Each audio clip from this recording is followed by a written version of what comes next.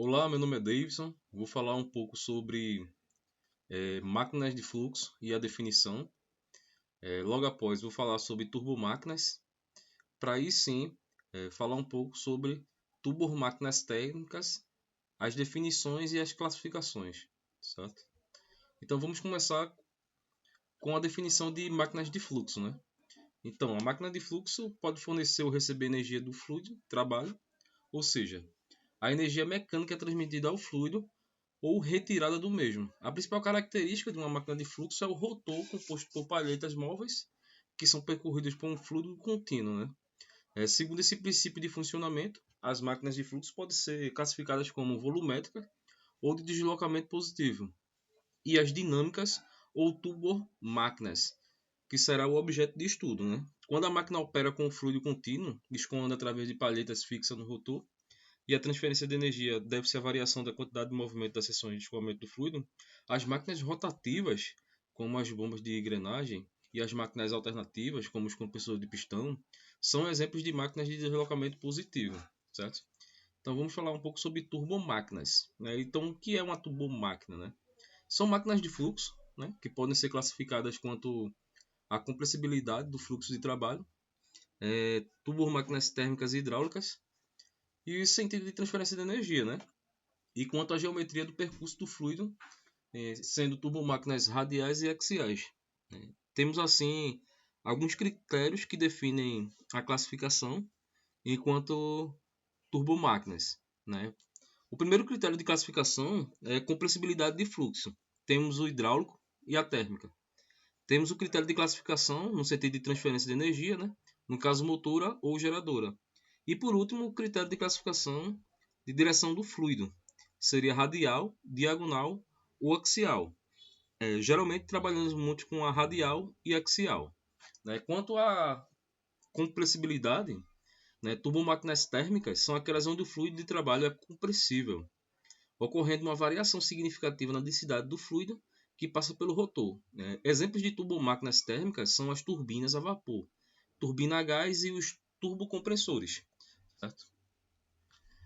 Turbomáquinas hidráulicas são aquelas onde o fluido do trabalho é incompreensível, né? Ou seja, sendo desprezível a variação da densidade do mesmo. Né? Exemplos de turbomáquinas hidráulicas são as bombas, ventiladores e turbinas hidráulicas.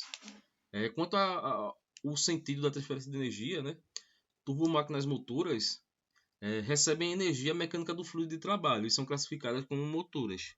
Turbomáquinas geradoras, né, elas fornecem energia mecânica do fluido de trabalho e são classificadas como geradoras. Enquanto uma turbomáquina trabalha como motora, ela é denominada de turbina. E quando trabalha como geradora ela é denominada como bomba. Já para o fluido de trabalho líquido e turbocompressor, quando o fluido de trabalho é um gás, a classificação é outra, certo?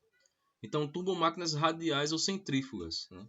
O escoamento do fluido é essencialmente radial e com mudanças significativas no raio de entrada para a saída. Já turbomáquinas axiais, né? O escoamento do fluido é paralelo ao eixo da máquina. Enquanto a turbomáquinas de fluxo misto, o nome já é intuitivo, né? O escoamento é diagonal ao eixo da máquina. Sendo assim, vamos falar agora sobre turbomáquinas térmicas, que é o nosso objeto de estudo, né?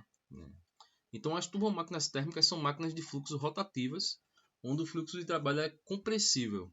As turbinas industriais são exemplos de turbomáquinas térmicas motoras, que realizam o trabalho de expansão do fluido até uma determinada pressão, transferindo energia deste para o eixo. Enquanto turbocompressores, ou seja, de deslocamento positivo, né, também conhecidos como compressores dinâmicos, são exemplos de turbomáquinas geradoras, que consomem energia para aumentar a pressão do fluido, ou seja, a energia mecânica é transferida do eixo da máquina para o fluido. E assim temos os turbocompressores, né, que são compressores dinâmicos, ou seja, de máquinas rotativas que utilizam para aumentar a pressão do fluido, né, de trabalho. Considerando a direção do escoamento, o turbocompressor pode ser classificado como compressor de fluxo axial, de fluxo paralelo ou radial, certo? Ou centrífugo, né?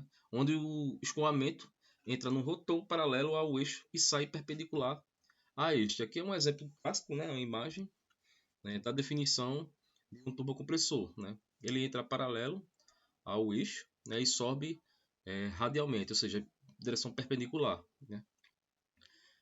Compressor centrífugo, né? O compressor centrífugo trabalha com pequenas e médias vibrações de ar, sendo normalmente utilizado para valores maiores de razão e pressão e menores vazões, né? Este tipo de compressor é formado por um rotor e um difusor envolvidos por uma carcaça.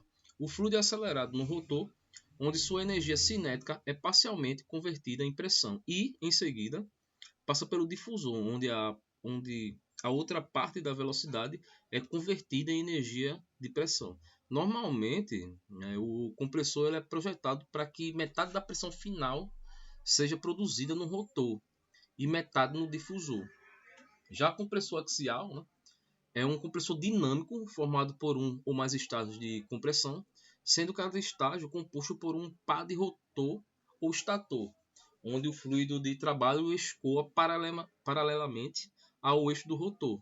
Já o estator é formado por palhetas estacionárias, né, enquanto o rotor é envolvido por uma série de palhetas móveis, né. O ar, né, o fluido de trabalho admitido no compressor, ele é acelerado pelo rotor e desacelerado pelo estator, onde a energia cinética é convertida em entalpia, consequentemente, né, o ganho de pressão estático. Este é o processo que se repete em outros estágios até a razão de pressão desejada seja alcançada. Então, é isso.